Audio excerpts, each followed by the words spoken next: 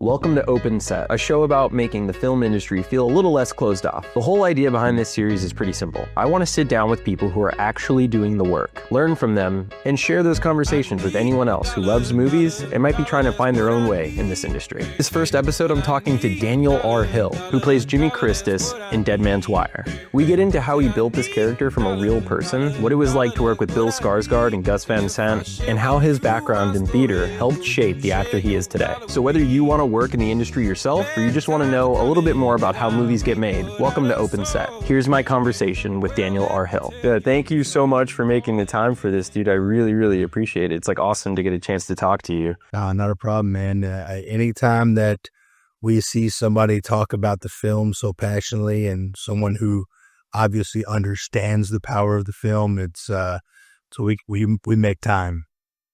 Thank you.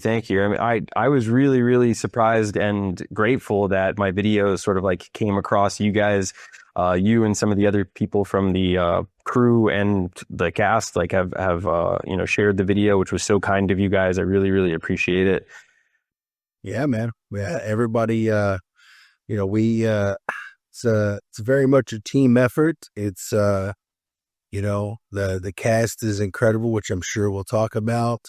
Everyone was amazing to work with, and everyone's really like cool. I mean, even the larger stars like the Colemans and the Dakers and the Bills, everyone's pulled their weight as far as putting the movie out there and constantly sharing stuff on social because we know how special the film is, and we want as many people to see it as possible. I really appreciate it, and obviously, I do want to talk to you about Dead Man's Wire, but I have some questions about, your journey as an actor, and I want to go back a little bit and see like where it was that you went from acting being something you were interested in to a point where you were like, this is what I'm going to do as a career. Sure. Yeah. Good question. I have a very unique background. I was a jock pretty much my whole life. I played football from fourth grade until my sophomore year in college. And I played every sport. I was always like the biggest, strongest, fastest kind of thing. And, but I excelled in every sport. As weird as it may sound, I even like won a city championship in volleyball and played for a state championship for volleyball while I was also playing football and basketball and baseball.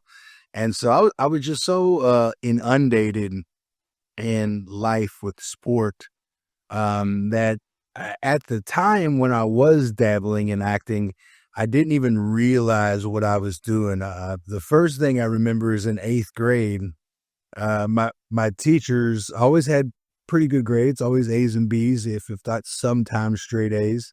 And but my teachers would also tell my parents at parent-teacher conferences that I was the class clown, which was a hat that I wore proudly. I thought it was an honor to be the class clown.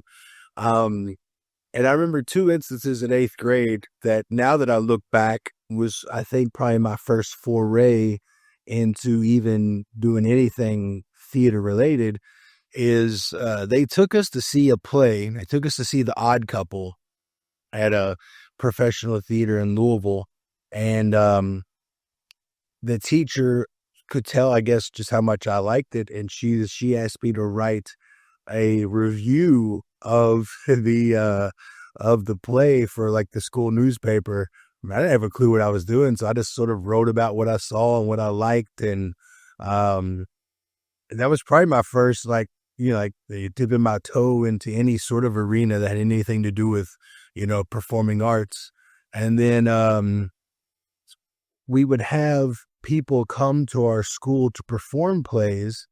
And there was a gentleman that came and did a one-man show. It's so funny to think back on this stuff. He did a one-man show of Benjamin Franklin. And he had these cues that he needed somebody to, on an old school tape, like boombox with a cassette tape, he needed somebody to cue these certain, sound cues for him at a certain time. And my teacher chose me to be the guy, as if I had any idea what I was doing, or as if I wanted to bear that responsibility. So like I was sort of like the sound tech for this guy's solo show. And that was probably my first like dipping my toe in. But then I get to high school, focusing mainly on football, and I play in other sports too. But by the time I got to my sophomore year, going into my junior year, I was really just focusing on football. And we would have pep rallies every time that we had a home game. And a tradition at DeSales High School in South Louisville was they would always do like sketch comedy. They would always do sketches, almost always making fun of the faculty, because if it's a pep rally and it's all student ran, we could kind of do whatever we wanted. And somehow, some way, I guess people just saw these things in me, and they wrote me in. And so I became like the head of like, the sketch comedy club. And I would, conceptualize and write out sketches, where we would make fun of teachers and stuff, in a playful way.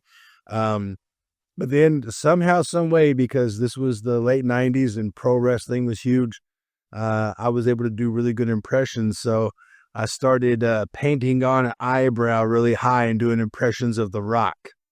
And I would come out, and we'd have our entire student body, and whoever we were playing that week, I would cut a promo on them, and it's so I wouldn't get in trouble for cussing. I would say, "And we're gonna beat your Rudy Poo Candy," and I'd hold the mic out, and the entire student body would go ass.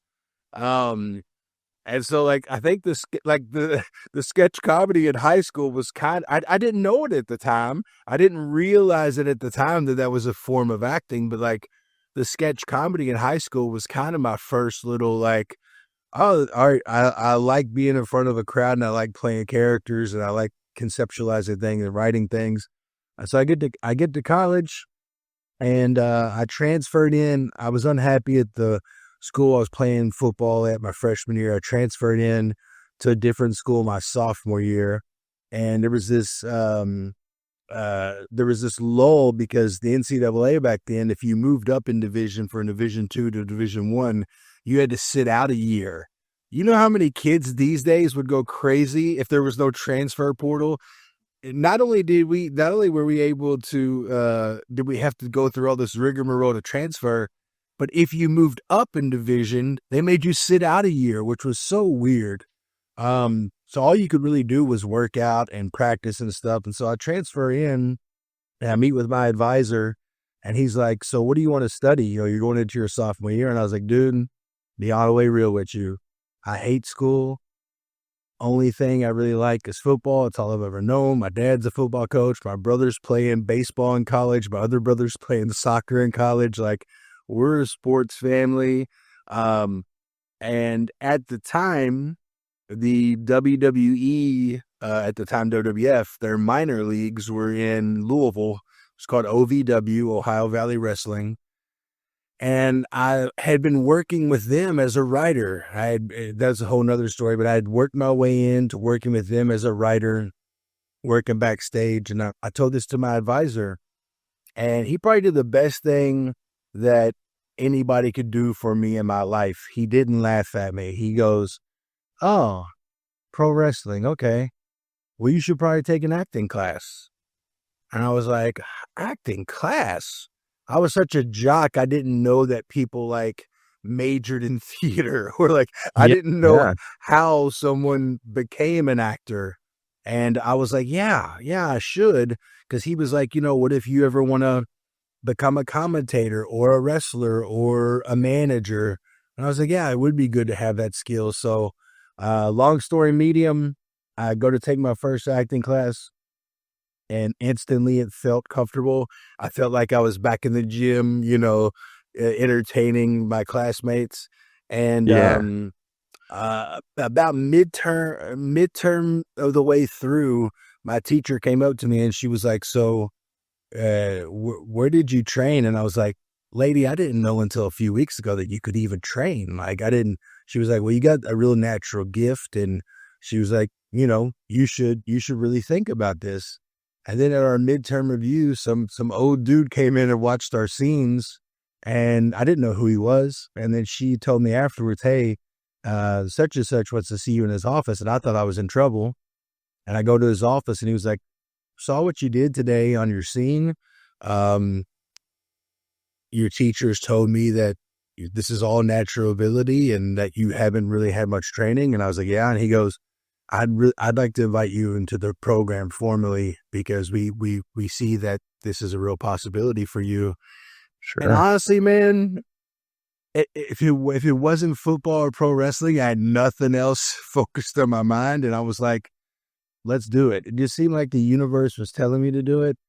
And it shocked most of my family. I think to this day, most of my friends, people that grew up with me, I still don't think understand like, what I do for a living. But I dove in head first. It felt natural. It felt good. And it just sort of took off from there. I did 4 years of undergrad. I did 3 years of a master's program at the professional actor training program in Carolina.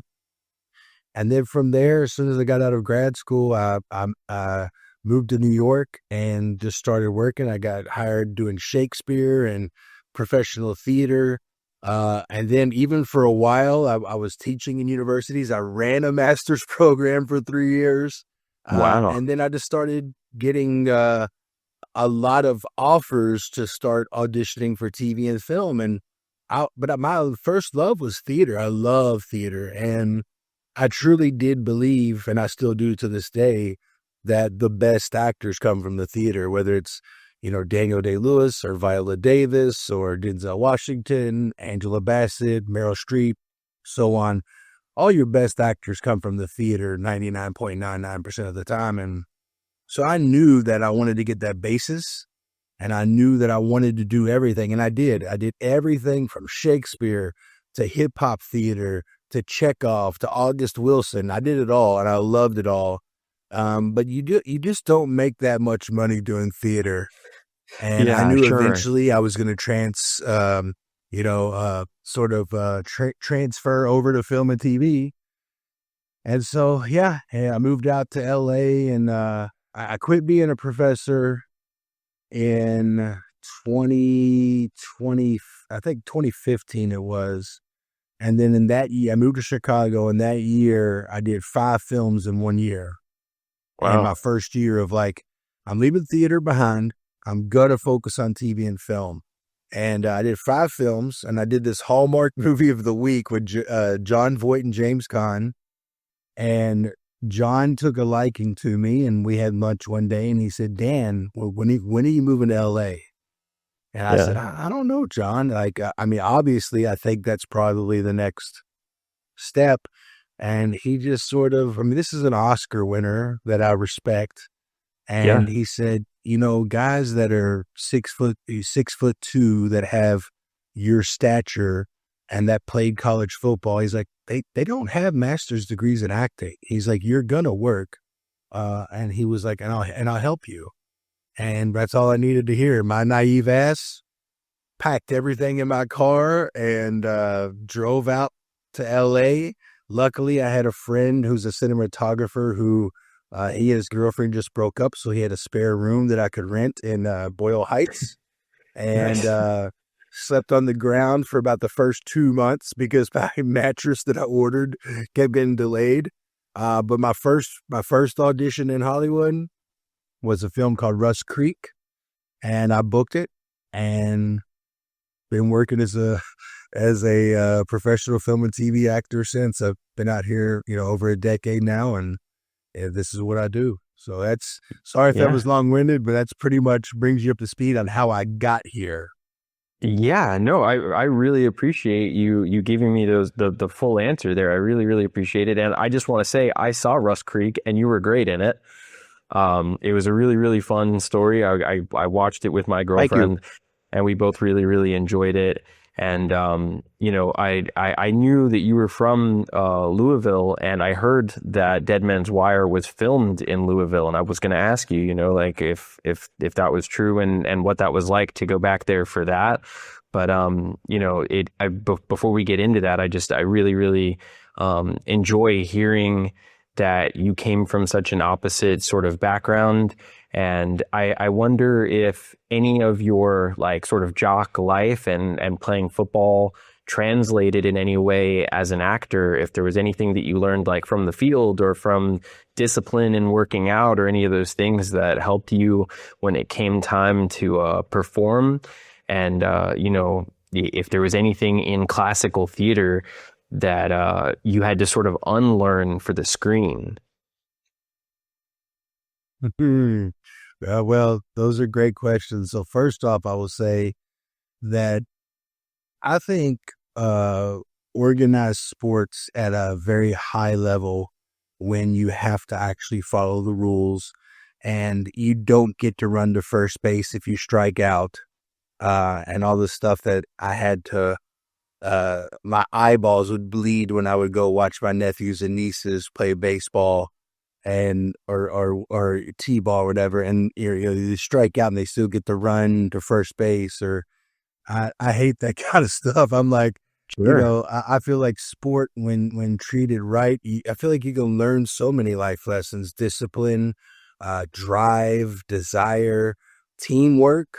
When you're on a set, whether it's Rust Creek or Dead Man's Wire, I mean, you're on the set for a long period of time, and everyone's working together. It's very much sport related, and so I do feel like that has helped me. Also, even though I am a larger guy, you have to stay healthy. You have to stay in shape.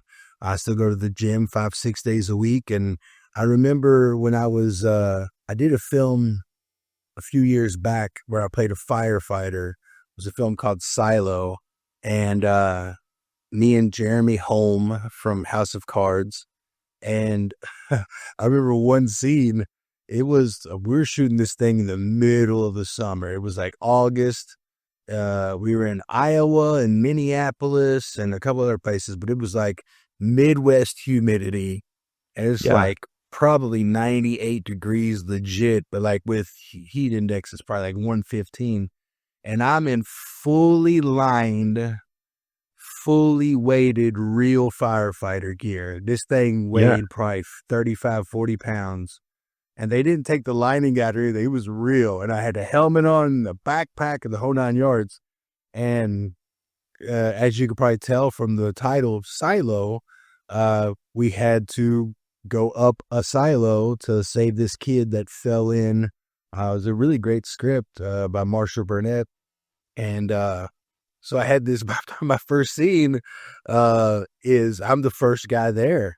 And so I pull up in this fire truck and I run out and I run into his mom and I tell him everything's going to be okay, but I really got to get up there to save her boy.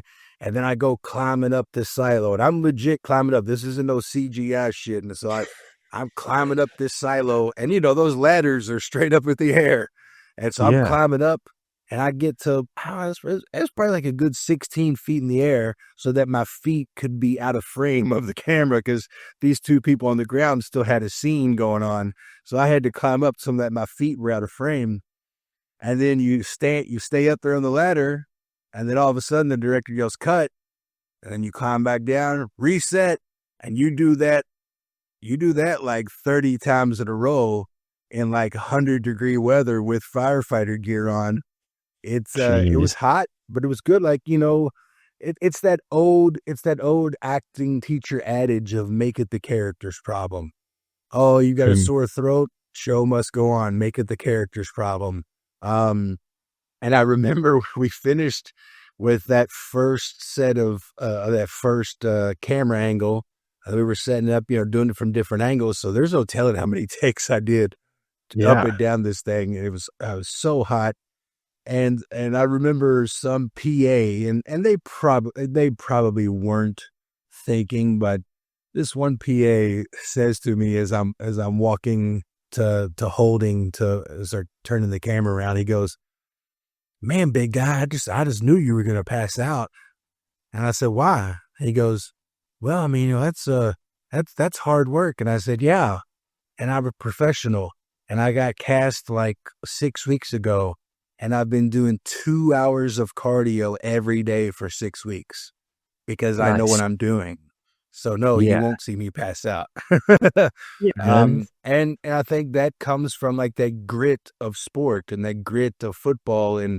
Um, and then, yeah, as far as the other part of your question of like being able to take what you learned in theater and change it up, I was very fortunate that when I did look for a master's program, I wanted to go to a place that not only focused on theater and who had a faculty that were working professionally and could help you get your career going, but I was not going to go anywhere that didn't also teach me film and TV.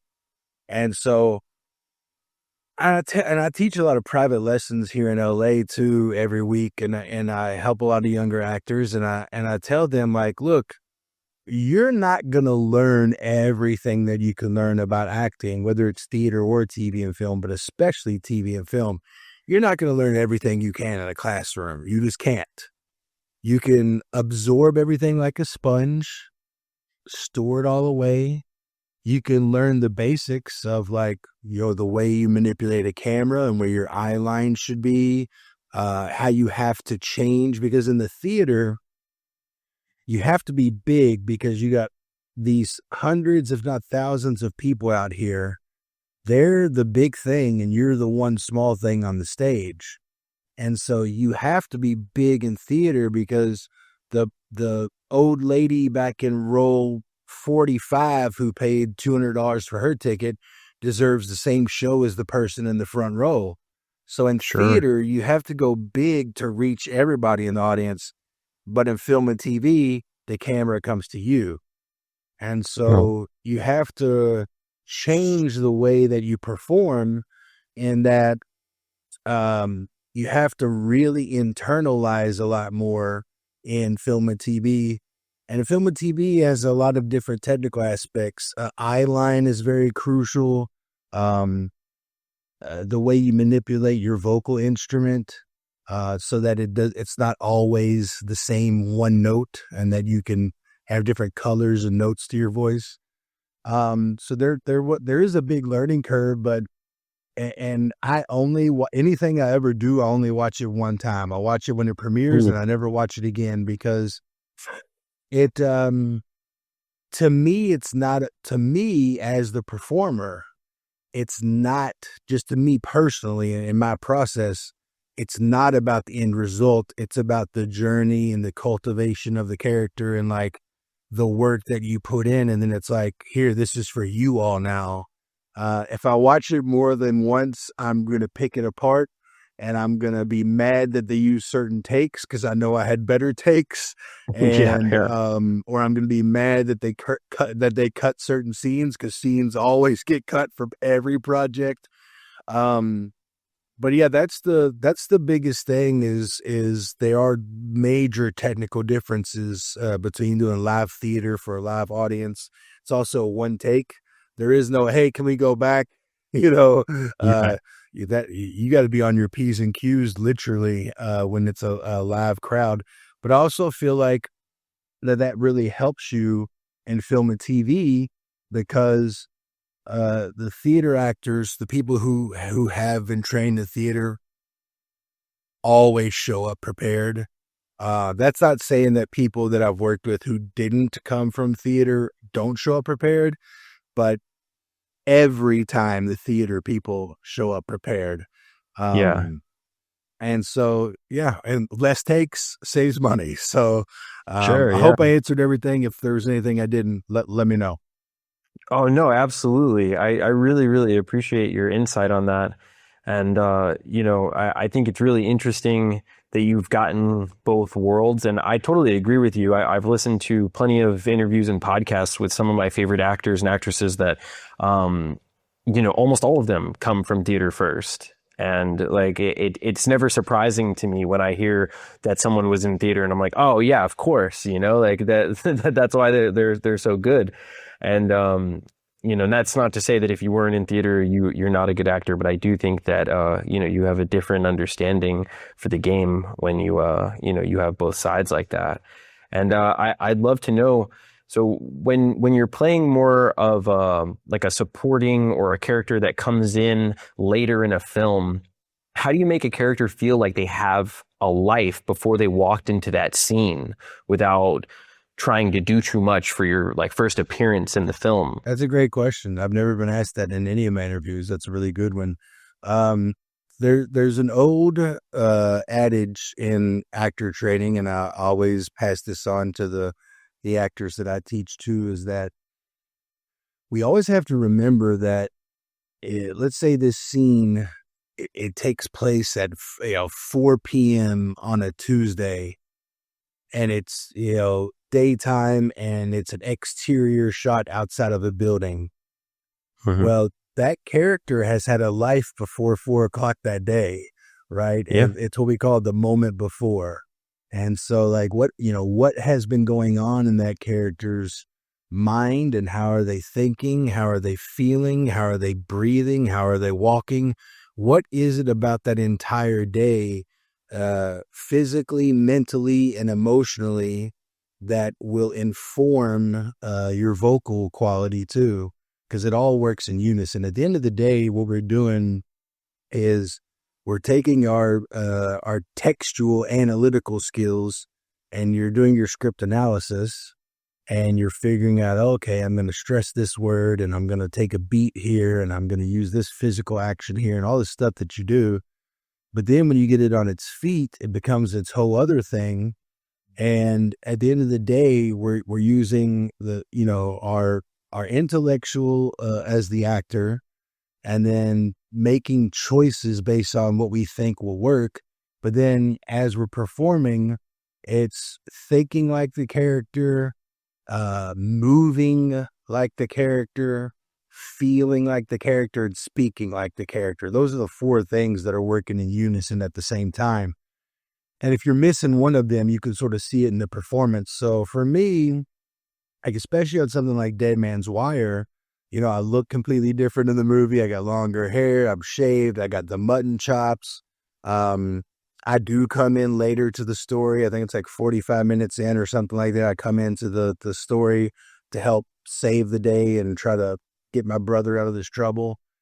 And so for me, it's always just making sure that you do really great script analysis, and that you've made all of these choices, and that you just understand the character. Because also you get on set and you think, okay, I'm going to play it this way. But if you do one take like that and the director comes up to you and goes, hey, I saw what you're doing. Yeah, let's not do that. Let's do this instead. You better be able to pivot. You better be able to give them what they want, Yeah. or they'll fire you and get somebody who will. And I remember specifically with Gus, and I loved working with Gus. And I remember when I had a callback for multiple roles before they offered me this role. So there was other roles in the movie I auditioned for. And then when I finally did my director's session with Gus, I remember my first scene in the movie when Myhala approaches me and tries to interview me, and I sort of snap on her, and then I catch myself snapping, which to me gives a little taste of like, that's how our family is, given the way my brother is acting in this situation too. When I did it like that in the director session with Gus, he was like, oh, okay, yeah, I saw what you're doing. He goes, let's do the opposite of that. What if you're not angry, or what if you're this or that? And so I changed it, and that got me the job. So when I got to set, I thought, well, I better do it the way that he told me to do it in the director session. Yeah. And we probably did 5 or 6 takes that way. And then he came up to me and he goes, how you feeling? Like, you want to try something else? I was like, yeah. And he goes, what are you thinking of? And I told him, I said, well, I'm thinking, if she comes up to me and I'm like, oh yeah, hey, what's up? And then they tell me who they are, and I don't like the way the press is treating my brother, I think I could go to like snap on her, and then I calm myself down and realize there's cameras on me, and I have to be the calm one in the family to try to manipulate the situation. He goes, yeah, let's do that. Why weren't we doing that from the beginning? And I say, well, you told me in the director session you didn't want it done that way. And he was like, oh yeah, no, let's do it. Let's do it this way. And that's the Yeah. way that made it into the movie. But sometimes you show up with ideas of this is the way the scene's going to go.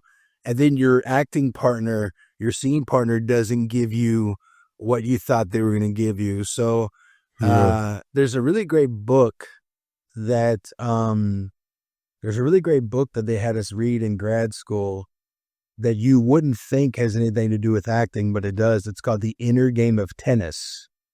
And, acting in a scene with somebody, there's very much sort of like a ball that's in the air and it's going back Okay. and forth. And yeah, you never know what, because, you don't call each other on the phone the night before and go, hey, Bill, how are you going to act this scene tomorrow? You Yeah. show up Yeah. prepared and you come with what you think you're going to do, and you come with what you think everybody else is going to do. And then quickly after a few takes, you almost always go, okay, this isn't going to go like the way it was in my head, but I'm going to make the most of it. And these are the choices that I'm going to make. So yeah, I think the most important thing is really doing really good script analysis, spending hours upon hours and days upon days and weeks upon weeks with your script, understanding the characters' mental, physical, emotional, and verbal being, making all that work together, coming in prepared and having ideas, but also being willing and able to receive direction, apply direction, and retain direction. Those are the Right. things that not every actor can do, but the working actors are able to do that all the time. Understood. Yeah, wow, that's such a great answer to that. Thank you so much. I you know, I'm thinking now, Jimmy isn't a fictional person, right? And so I wonder, you're talking about script analysis and things like that. Is there, when watching any of the archival footage or any of that, like, was there ever a moment where you felt like, okay, like I know who this guy is after seeing something, or like did you pick up on anything that made you really feel like you had like a grasp on him as a person? It's a great question. I remember a couple of things. I remember, not only, reading the script, over and over and constantly try to dig from that, but the fact that there was a documentary made and that you could find some actual archival evidence. There's even some Mm-hmm. on YouTube. And so the main thing that I wanted to see was, uh, what were his mannerisms? What were, what was the tone and the pacing of his voice? What was his speech patterns, and trying to manipulate that, because Jimmy's very different from Daniel. Jimmy is, he's always got his brow down. He's always kind of got his lips are always kind of together. He kind of talks fast and it's very soft and it's very, very, and so I was like trying to watch that and pull from that and add that to all the other work that I did. Because one thing I do try to do in all of my roles, from if you look at Dead Man's Wire versus Rust Creek versus Point Blank on Netflix, where I've got cornrows in my hair and I'm a thug running a Yeah. illegal pawn shop. Even to when I played Dusty Rhodes on NBC on the Rock's TV show, I always try to transform into my character as much as they will let me. I kind of don't really want to look like myself when I'm playing, a role, if I can help it. But yeah, so I remember watching one interview with Jimmy, and it was right after the verdict happened, and there's a footage of him, and a lady sort of runs up on him and he's exhausted and he's breathing hard, and they asked him, if this was what he was hoping for. And he basically says, like, no, I was hoping for a hung jury. I didn't expect this to happen. And there's so much range of emotion that you could see in his eyes how important his brother was to him. And that was something that me and Bill really shared. Was my first day on set was our third day of filming. And it was an early day. I got there like 5:30 in the morning or something, like you do a lot of days. And we were filming the end of the movie on the third day, where we were at the courthouse and everything. And so I'm sitting there getting my hair and makeup done. I hadn't met Bill yet, and they'd been filming for 2 days. And so I'm 6'2", Bill's 6'4". So he comes walking in the trailer behind me, and I sort of see him in the mirror, and he slaps me on my back, and he goes, "You must be my brother."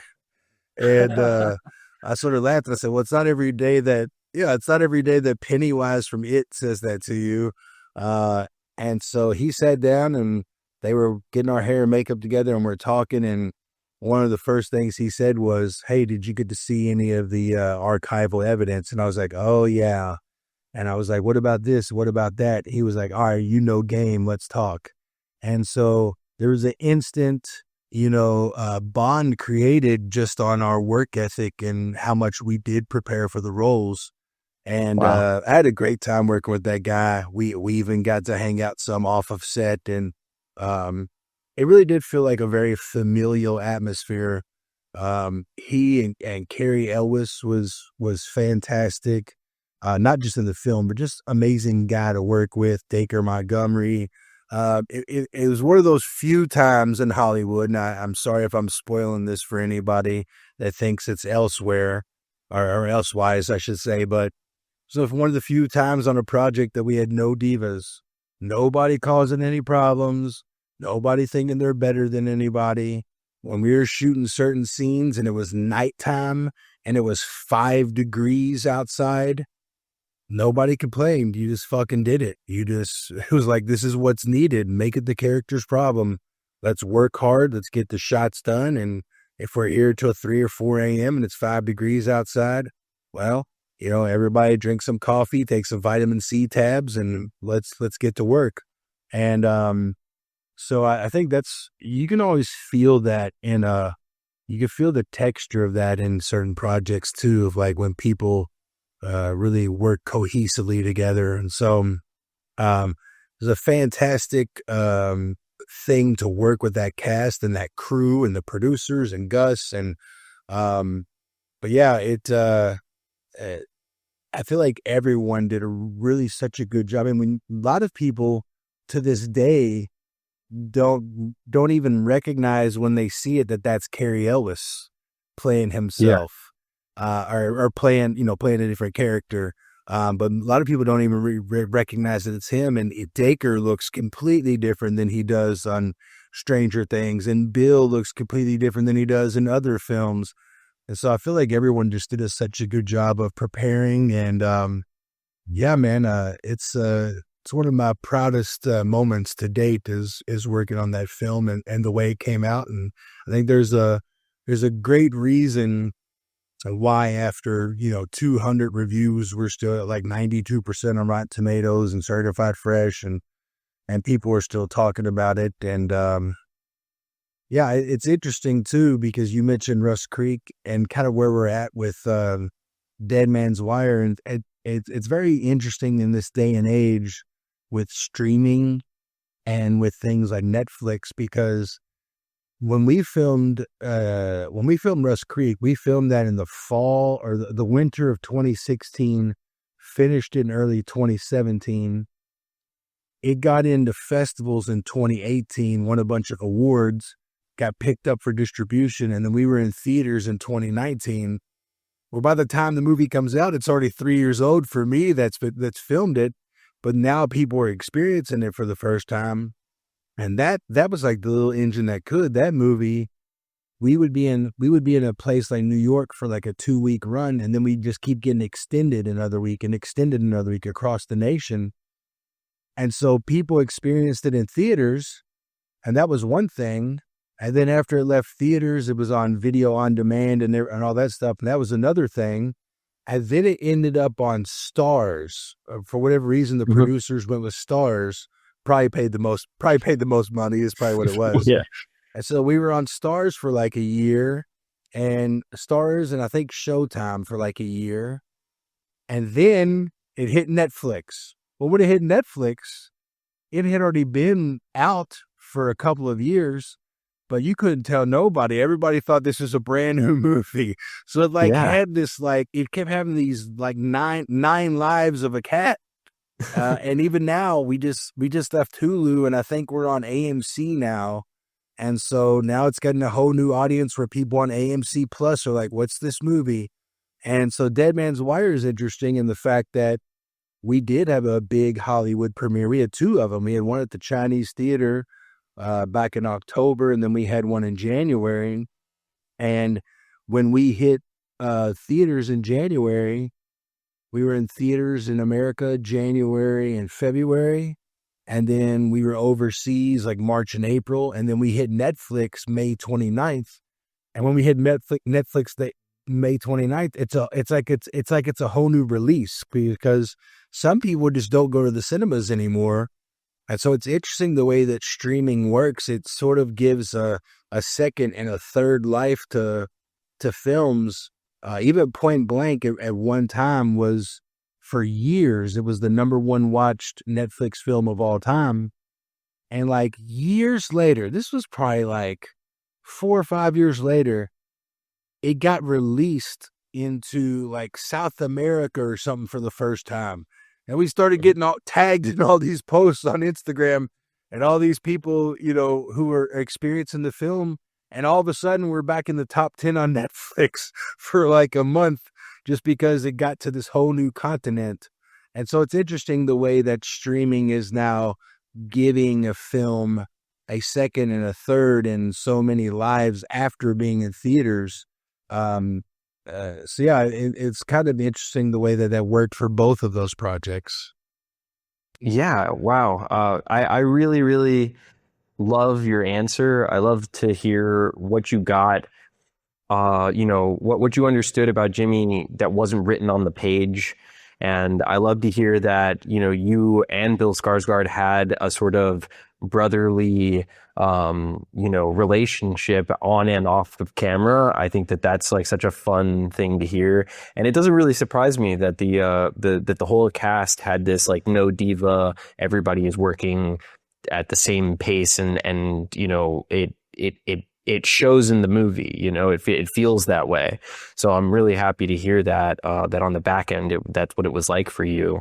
And I wonder, like, since you're playing Tony's brother and you're seeing Tony through Jimmy's eyes, after all the research and everything, like, what do you think Jimmy believed about his brother during those 63 hours? Like, what was he thinking about his brother? It's interesting because we do sort of toe the line between, did Jimmy know that the police were gonna, entrap Tony in that room and get him arrested?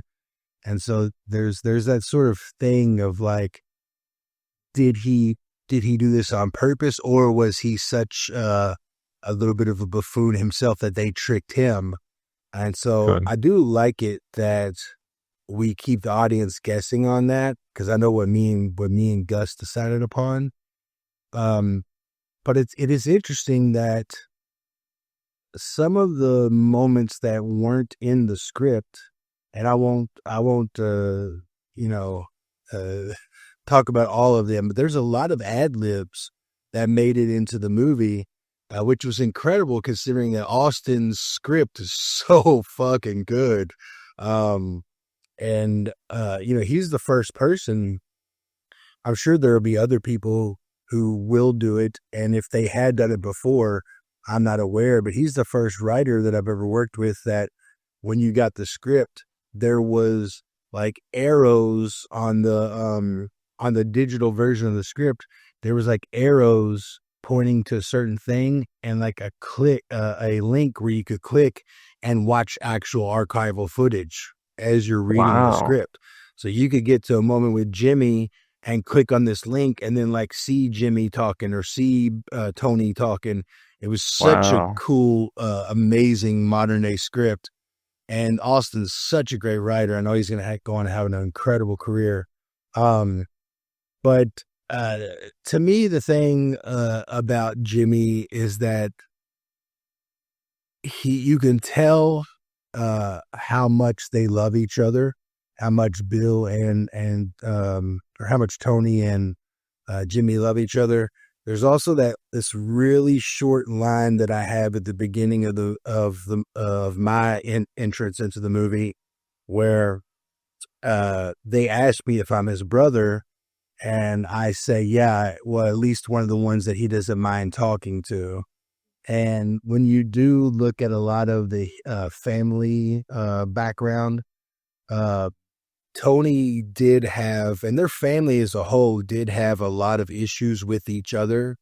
Not Hmm. everybody, not all of the brothers and sisters always got along, but Tony and Jimmy were the closest. And so I felt like the thing that I really wanted to get across was whether Jimmy really believed it in his mind or not, you kind of never know, because there's this one really good archival footage too.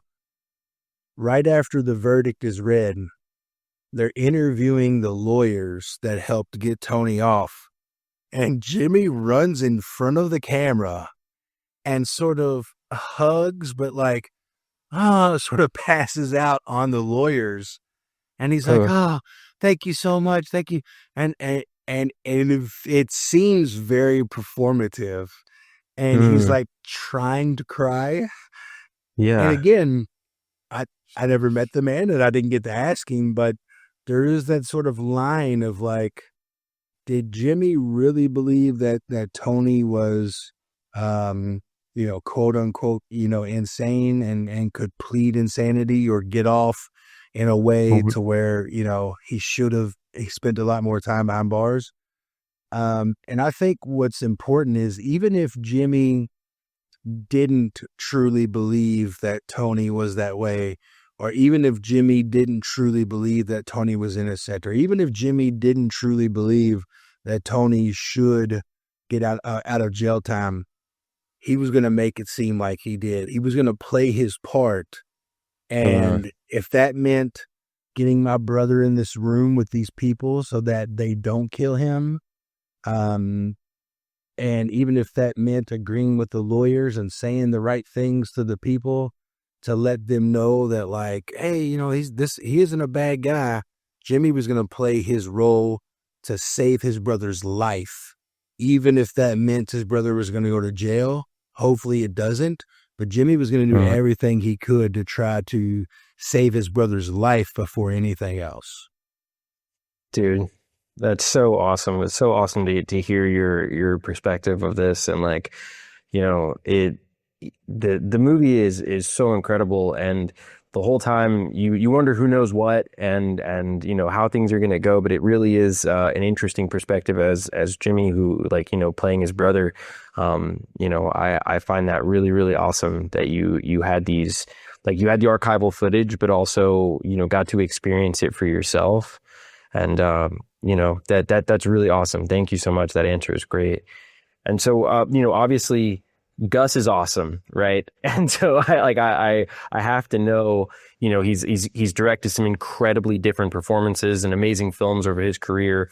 What did it feel like? Like, what is it like for him to direct an actor in your experience? Uh, when you do work with a legendary director like Gus, I think anybody who does this for a living, you of course you care about every role and you put your heart and soul into every role, and you want people to appreciate your work, not just for the slaps on the back and not just for like awards and stuff like that, but the better you do with your work, the better chance you are to have more work, and the better chance you are to make more money and get bigger roles.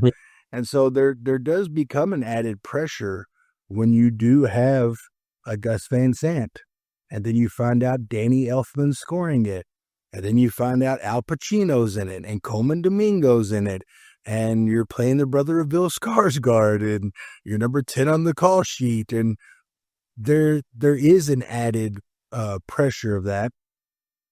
And at the end of the day, cliches are cliches for a reason, and pressure makes diamonds. And it's like, it's so different than there's been times in my career where I've had to do, whether it's TV or film, where you've had to do like a 5 a.m. call time to do a scene at 7 o'clock in the morning where you got to get emotional or cry. And that's never easy to do. And at the end of the day, man, you just try to prepare, you try to breathe, you try to focus and block out all the noise and put your best work forward. But when you do work with such a legendary director and so many legendary actors, and even Cassian Elwes, who produced the film, he's produced so many classics like Dallas Buyers Club and so many other ones. Sam Pressman, who was Pressman Films, their catalog is incredible. So there's an added level of pressure, but honestly, this kind of comes back to sport of like, all right, are you gonna collapse under pressure because it's the Super Bowl? Are you gonna ball out? And so Hell yeah. I loved working with Gus. He's very, very quiet and reserved. He's not a yeller. He's not a, super, all right, here's the way things are going to be, yada, yada, yada. He really trusts his actors to make good choices. And then he lets you play and he lets you explore. I remember he would come in after maybe a couple of takes and he'd sort of look around the room and check on a few things. And we're all kind of like kids in a candy store, like waiting for direction from Gus Van Sant. And he would sort of look around and check on some few things. And then he'd sort of look at us and go, I thought it was great. He'd walk out and we would all sort of look at each other like, I guess we keep doing what we're doing. Cause we got to a point where we're like, hey man, it's okay if you don't like what we're doing, or if you want to go, just let us know. But no, he really trusts his actors to make choices, to play, to explore. And there's a lot of stuff. I mean, when you've done this long enough, that if you're doing a scene and it gets to the end of the scene, if the director doesn't yell cut, you keep going. You start ad-libbing, you start improvising off of each other. And some of the best moments in the film are things that, us actors added in that weren't in there. And that also shows you how collaborative he is, and how collaborative Austin is, that like, they weren't like, oh no, that's not what's on the page. Like, no, that works. Let's keep it. And so no, just fantastic, human being. He's also was originally born in Louisville, which is where I was born. So we had that sort of connection. And, I mean, I know people always talk about, Good Will Hunting, and yes, it's incredible, but, he's had so many great films. I mean, To Die For is one of my favorites of his that I think is so far ahead of its time. I think if that film came out now, it would probably win every award under the moon. Obviously things like My Own Private Idaho, even the music video. He directed a lot of cool music videos too. Gus has lived an incredible life, and he's had an incredible career. And even just like on the red carpet, he's just like so warm and welcoming, and like, reminding you of like how appreciative he was of your work and how much he enjoyed it. I can't speak highly enough of the guy, but very, I've had other directors that are different, and you have to learn how to work with all of them, but he was very hands off, very quiet, very reserved, almost Yoda-like, observing, stepping in when he needed to. And, but no, he really let us explore and present our ideas. And it was a very collaborative experience, and I'd love to do it again, obviously. Yeah, wow, that's awesome. I'm really happy to hear that he is just as much a pleasure as he is an incredibly creative person, and what a force in the industry. That's really awesome. I'm super happy to hear that, you had a good experience with him, and that he gave him and Austin give you guys the leeway to be actors and trust in you guys, and it makes the film better. I wonder, you said you only watch a film once when it premieres, and you said that, on the third shooting day, your first day on set, you guys were shooting the end of the movie. Things are, sometimes they're not that way, and they shoot chronologically, but sometimes you're filming things in bits and pieces. And so when you finally got to see this movie that you're in with Bill Skarsgård and Decker Montgomery, Coleman Domingo, Al Pacino, and you get to see this final cut, what was something that surprised you the most the first time you saw the completed film? Like, was anything different than your experience of it on set? One thing that I knew that was going to be cool was when we were filming, they would, for pretty much every scene, obviously, I can't say 100% for sure, but, as far as I could tell, for pretty much every scene that we did, they would have 2 modern day cameras, like you would shoot any modern day film. And then they would have like a gritty, old school camera that would give a different feel. And then they had an actual like 70s camera from a news channel that's the way it would have looked if a news reported it back in the 70s. And so one of the things that I just love about the film is the editing and the way it's put together. I think it's very unique that we have you'll be watching a scene and it's in the modern day look, but then it'll give you a POV from somebody across the street, and that looks like it's 70s. And then you'll see like the news person roll up, and their camera actually looks like a camera from the 70s news crew, because that's actually what we used. So I love the way that it was edited together. I feel like the pacing of the film is so good. If you're a person that gets bored from films easily, you won't with this one. No. I mean, like I'm like 6 minutes in is when the hostage gets taken, and we're off and running. And you're constantly, it's almost like sort of puts the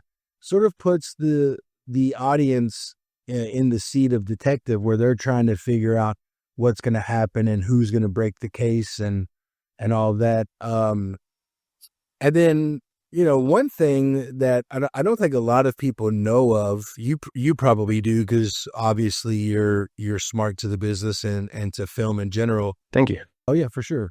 When you're making your way up in this business, especially when you're not quote unquote famous, you're like me and you're a working actor. Sure, there's sometimes you play lead roles.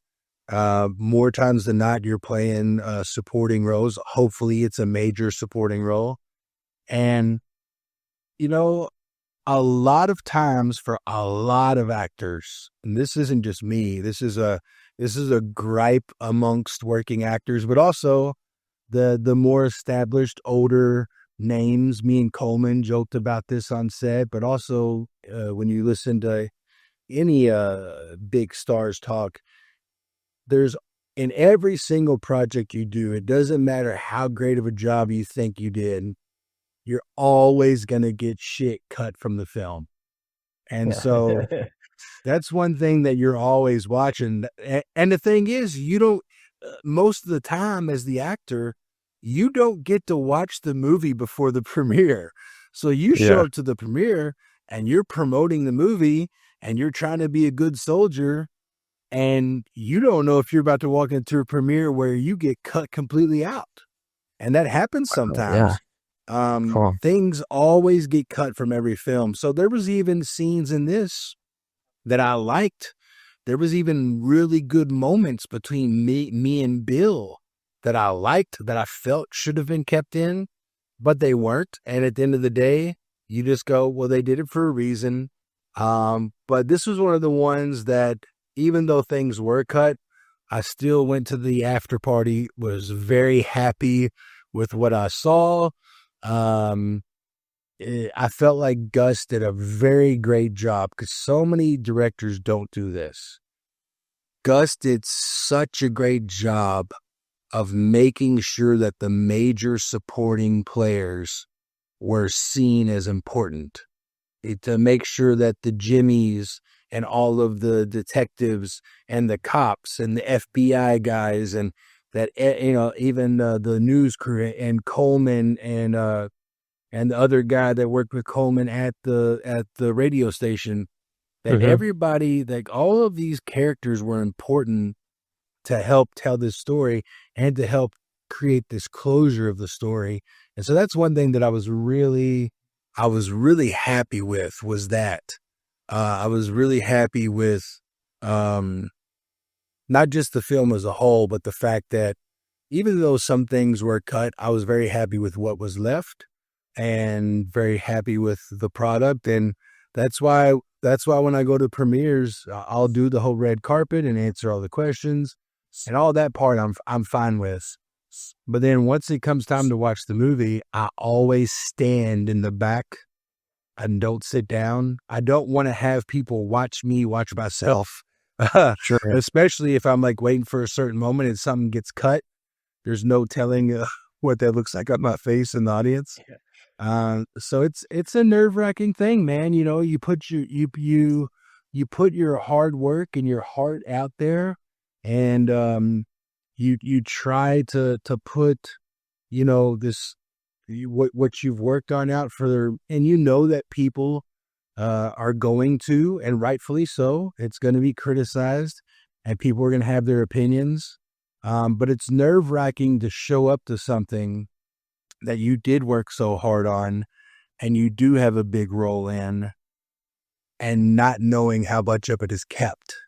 Because you don't see it beforehand. It's premieres are nerve-wracking for that reason, unless you're like one of the stars that's in every single scene. So I was very happy with the premiere. I went to the after party and I had many old fashions. Well, I really appreciate all of your answers, and I don't want to take too much of your time. I really appreciate you even making time for this at all. But I do want to ask you one last thing is is there a kind of character that you feel that you're capable of playing that the industry might not have given you the chance to show yet? It's a great question. I have been fortunate as a tall man with broad shoulders and a big stature. I've been fortunate that Hollywood hasn't pigeonholed me. I do attest that to my training and the fact that I did spend 7 years learning to be an actor, and then 15 years of theater, and again, just grinding your way up from one scene to the next and constantly learning the business. So I've been fortunate that so far, like I said before, if you look at like Dead Man's Wire versus Point Blank versus Rust Creek versus Young Rock and so on. I've got another movie coming out this fall that I did with Terrence Howard, where I'm number 7 on the call sheet with that. Me, Terrence Howard, Paula Patton, Britt Robertson, Cypher, yeah. A fantastic psychological thriller, which is a new kind of role for Terrence, and it's such a great script. Again, I haven't seen the film, so I hope you hope that everything is kept in. But so luckily, so far, Hollywood hasn't said no. We're just going to make him this. Everything he does is going to look like Rust Creek. But I've been cast in a new film in a lead role. I think we were supposed to start filming in November. The industry is really weird right now. Things kind of just keep getting delayed. It wouldn't surprise me if we don't start until like January or February. We're supposed to start in November. I play a lead role in this film. I can't announce who else is in it or anything yet because there's going to be a whole press release. But yeah, I'm playing a lead role, and it's playing a detective. And it's a very, very great script. It's such a great script, written by a guy named Michael Casey that I've worked with before. And, it, to me, it has the potential to be like a modern day Departed. That's how good the script is. There's a few major twists that happen. And as someone that prides myself on script analysis and being able to catch the twists, I didn't see the twists coming at all. And so, yeah, I'm going to get to play a lead role as a detective, buttoned up with the suit and tie and the whole 9 yards. So we're in the gym and we're tightening up and we got the haircut and we're trying to, get ready for that. And, I think I really like, going back to like my theater days, like I loved playing the lead role in Macbeth. That was one of my favorite, things to do, because when you do play like such a heinous villain, it's easy for any actor to fall into the trap of I'm the bad guy. Watch me be mean. Which then you're just emoting and it's not actually acting. I love exploring characters that are morally wrong, that are against the grain of society, and but in their hearts and in their minds, they justify what they're doing. And so I would like to play a role like that, not necessarily Macbeth, but I would like to play a role where, this guy's a real piece of shit, but in his mind, and in his world, he thinks that he's justified, or he thinks that this is what he's supposed to do. I don't know. I really like when I have the opportunity to, and like you've seen just in my transformations with my performance, I like going to the extreme if I can, because in life in general, we don't get to do that. Sure. You don't get to walk around being that kind of human in real life, or you be arrested. So, yeah, I would like to play something like that. Yeah. That would be fun. And then I would like to do, at some point, one of my big goals is I want to be a series regular on a TV show. And I would like it to be something that has some comedy to it too. Not necessarily like, I'm not trying to become the next Kevin James and go full on, King of Queens or something, even though I love that show. But something that, has a good mix of comedy and drama. Like I really love, Better Call Saul, Breaking Bad, that sort of thing, Pluribus, all of those Vince Gilligan shows. I think they just have such a great balance of like drama and comedy. And sometimes it's dark comedy and sometimes it's slapstick. And I feel like he just tells really great stories that you can sort of see these normal people in these extreme situations and how they would react. And so I would like to eventually, I do love film. I will always do film, but I love the idea of doing TV for a longer extended period of time. I've yet to do multiple seasons on a series. I've been recurring guest star on a few series, and I've been a lead on a series, but I've yet to get to do multiple seasons. I would love to get to explore a character for multiple years and see what the writers do to, this is what we're doing with it now, and go, oh, okay. And then this is the new life of the character. And I do feel like in modern day times, I feel like we're in the platinum era of TV where there's way too much stuff to watch.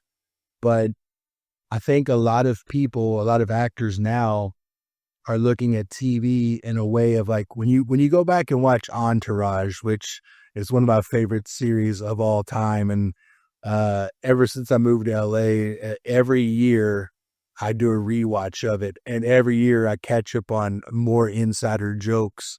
And But when you go back and even watch something like that was like in 2004 when it started, there's a bunch of jokes in that series about how nobody takes TV people serious, that you're either a Yeah. movie star or you're a TV person. But in 2026, most people are becoming stars through TV now. You're Yeah. becoming a star and a household name and a bigger name and a celebrity through TV. And then doing really good TV helps get you the bigger roles on film and the bigger paying roles on film.